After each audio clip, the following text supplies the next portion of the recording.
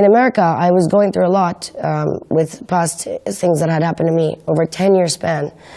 And my very close friends who have been there for me a lot in London are Saudi, and they gave me Quran.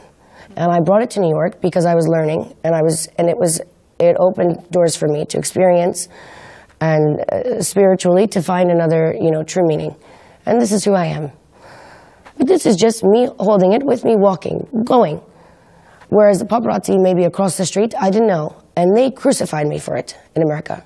They made me seem like Satan. I was a bad person for holding that Quran.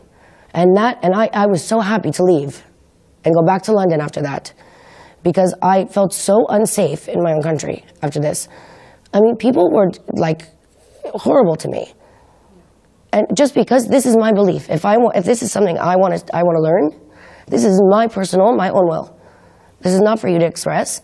If you want to say it, keep it to yourself. I'm not looking at what you do every day. Maybe you're not doing enough because you're bored hurting me. But I can't imagine how many people go through this all the time. And that made me feel like an outsider. So I understand why, the Turkish people are upset, because they live in a great, beautiful place. And I understand why women that wear headscarves are looked at differently, because I felt like that. So when I was in Antep, she put that headscarf on me, I felt really honored because of that. Because she went out of her own way to allow me to be part of her culture. And she didn't have to do that. I was a stranger to her. And I merely said I really liked the color of her headscarf, and she gave it to me. And maybe she only has 2, and she gave me 1. There's more to that story that occurs. And I said, you know what? Because this woman took the time to give me this, and a part of herself, not even knowing me, I'm not taking it off.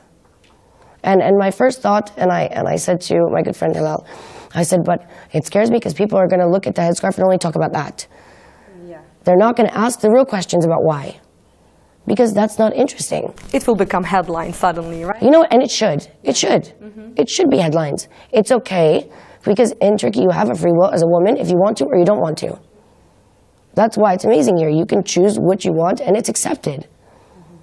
Whereas I'm in America holding a Quran and I'm the devil.